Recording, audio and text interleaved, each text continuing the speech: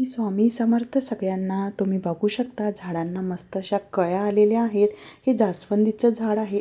Actually माझ्याकडे भरपूर अशी झाडे नाही आहेत, 2-3च ज्यांना रेग्युलर फुलं येतील अशीच झाडे मी लावली होती. कारण मी जॉब करत होते, त्यामुळे मला अजिबात वेळ मिळत नव्हता झाडांना बघण्यासाठी. पण आता भरपूर वेळ आहे तर मी छान अशी झाडे लावणार आहे, तुमच्याबरोबर नक्की शेअर करेल. आज मला बनवायचं होतं अळूचे लाडू.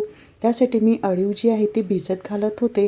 याची रेसिपी तुम्हाला नेक्स्ट व्हिडिओमध्ये बघायला मिळेल. आज मी तुमच्याबरोबर शेअर करत आहे टी टाईम स्नॅक्स किंवा छोट्या छोट्या भुकेसाठी लागणारा असा स्नॅक्स आहे. लहान मुलांना सुद्धा तुम्ही हे बनवू शकता. सुट्ट्या असल्यामुळे काहीसं अशा पद्धतीने आमचं खेळणं सुरू होतं. तर रेसिपी तुमच्याबरोबर शेअर करते. 2 कप मैदा, 3 चमचे कलोंजी, 1 चमचा लाल तिखट किंवा आपल्या आवडीनुसार आपण तिखट कमी जास्ती करू शकतो. यामध्ये चिमूटभर मीठसुद्धा मी घातलेलं आहे. कलोंजी तुमच्याकडे अवेलेबल नसेल तर तुम्ही तीळसुद्धा घालू शकता, जिरे पण घालू शकता. पण कलोंजीची टेस्ट खूप भारी येते, तुम्ही नक्की यूज करा. आणि ही कलोंजी तुम्हाला कुठेही ग्रॉसरी शॉपमध्ये मिळून जाईल. सुके मसाले आणि पीठ छान असं एकत्र करून घेऊया आणि यामध्ये आपण 1 चमचा तेल घालूया. तेल थंड आहे, गरम केलेलं नाही. तेलाऐवजी तूप वापरायचं नाही, फक्त तेलच वापरायचं आहे.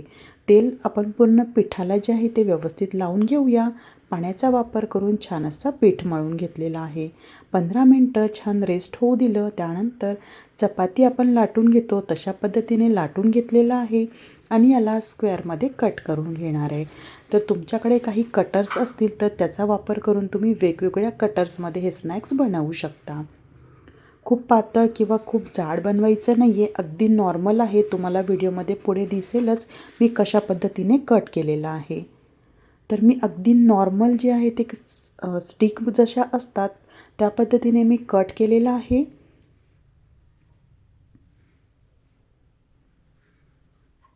तर तुम्ही बघू शकता एवढ्या आकारामध्ये मी कट केलेलं आहे आणि एवढी जाडी ठेवलेली आहे. तर तळण्यासाठी तेल आपल्याला कडकडीत गरम करून घ्यायचं आहे आणि स्नॅक्स याच्यामध्ये घातल्यानंतर किंवा स्टिक्स तळण्यासाठी गॅसची फ्लेम लो टू मीडियम ठेवावी. सोनेरी रंग येईपर्यंत म्हणजे छान असे क्रिस्पी होईपर्यंत आपल्याला हे तळून घ्यायचं आहे आणि त्यानंतर आपण काढून घेऊया. तर अशाच पद्धतीने सगळ्या स्नॅक्स तुम्ही करून घेऊ शकता. तुम्ही नक्की बनवा. तुम्हाला जर आवडला तर प्लीज कॉमेंट करायला विसरू नका. तुम्हाला माझे व्लॉग्स आवडत असतील तर प्लीज प्लीज प्लीज चॅनलला सबस्क्राईब करा. श्री स्वामी समर्थ.